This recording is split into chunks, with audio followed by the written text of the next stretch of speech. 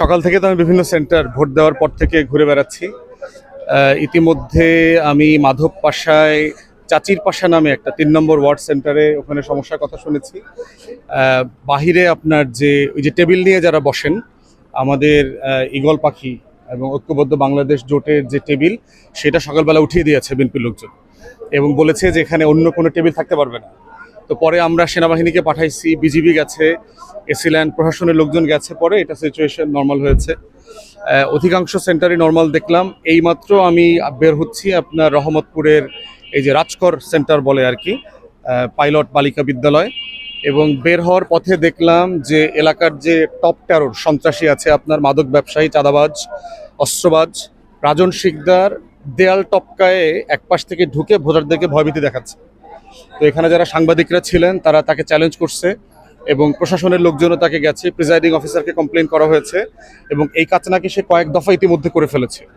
তা আমরা ইতিমধ্যে ইউনোকে জানিয়েছি, সেনাবাহিনীকে জানিয়েছি, জুডিশিয়াল ম্যাজিস্ট্রেটকে জানিয়েছি, আমার সাথেও আপনার আর্মড গানম্যান আছে। তারা তাকে ভয় দেখানোর পরে এরপরে সে পিছন থেকে পালায় চলে গেছে আর কি। এখন চিন্তা করতে পারেন, আমরা না থাকলে, সেনাবাহিনী না থাকলে, অথবা প্রশাসনের উপস্থিতি, সাংবাদিকরা না থাকলে এখানে আসলে সে কী করবে। এবং ইতিমধ্যে এটা সর্বোচ্চ ঝুঁকিপূর্ণ এবং প্রশাসন এবং আইনশৃঙ্খলা বাহিনী আমাকে জানিয়েছে যে তাকে খুঁজে বেড়াচ্ছে, সেনাবাহিনী, র্যাব, পুলিশ তাকে খুঁজে বেড়াচ্ছে, কারণ তাকে সন্দেহ করা হচ্ছে এইটা থেকে শুরু করে অনেকগুলো সেন্টার সে ঝামেলা করবে বলে আশঙ্কা করা হচ্ছে।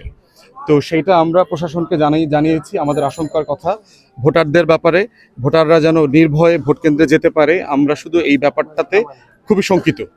এর পাশাপাশি আরেকটা কেন্দ্র আছে সামনে, সেই কেন্দ্র নিয়েও আমাদের একই ঝুঁকির কথা আমরা শুনেছি এবং একই টিম যারা এর আগে এই ঝামেলাগুলো করেছে আর কি।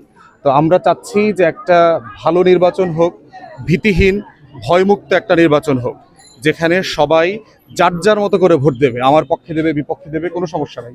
কিন্তু ভোট কেন্দ্রে মাস্তানি, চাঁদাবাজির, সন্ত্রাসের রাজনীতি, ভোটারদেরকে ভয় দেখানোর রাজনীতি, এইটা বন্ধ হওয়া দরকার। এইটা কোনোভাবেই চলা উচিত না।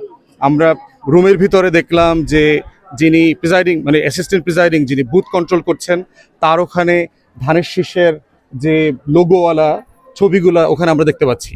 এবং আপনারা জানেন যে অফিসাররা যেখানে বসবে ব্যালট বক্সটা কিন্তু আরেকটা টেবিলে থাকার কথা, আমরা দেখলাম এটা একই টেবিলে, এবং ওনারা আমরা দৃষ্টি আকর্ষণ করেছি, উনি সরি বলে ওগুলো সরাই ফেলছেন আর কি। তো এই অনিয়মগুলো এখন পর্যন্ত আমাদের চোখে পড়েছে। আমি এখন মুলাদিতে যাব, মুলাদি থেকেও আমরা একই রকম বিভিন্ন আশঙ্কার কথা শুনতে পাচ্ছি। পোলিং এজেন্ট বের করে দেওয়া হয়েছে, টেবিল ছুঁড়ে ফেলে দেওয়া হয়েছে, ভোটারদেরকে ভয়ভীতি দেখানো হচ্ছে। ওখানেও আমরা স্থানীয় প্রশাসনকে জানিয়েছি ব্যবস্থা নেবার জন্য। তা আমরা আহ্বান করব স্থানীয় প্রশাসন, সাংবাদিক সবাই মিলে আসেন, একটা জবাবদিহিতার নির্বাচন যেন হতে পারে। একটা এখানে তো রাজন শিকদারকে দেখলাম, রাজন শিকদার এবং তার যারা সহকারী, তার যারা গুন্ডা ক্লাস আছে, তার গ্যাং, তাদেরকে আমরা দেখলাম এবং 400 গজের মধ্যেই দেখেছি। আমরা ইতিমধ্যে সেনাবাহিনীকে জানিয়েছি। সে অবৈধভাবে ঢুকছে কেন? দেয়াল টপকায় তো সে ঢুকতে পারে না। দেয়াল টপকায় সে ঢুকছে সেন্টারের ভিতরে, এবং আমরা তাকে চ্যালেঞ্জ করছি, সাংবাদিকরা চ্যালেঞ্জ করেছে, প্রিজাইডিং অফিসারকে বলার পর উনি গিয়ে চ্যালেঞ্জ করছে যে আপনি ভোটার তো দরজা দিয়ে ঢুকবে, দরজা দিয়ে বের হয়ে যাবে, যেখানে ওয়াল নাই সেখানে দেয়াল টপকায় সে ঢুকবে কেন?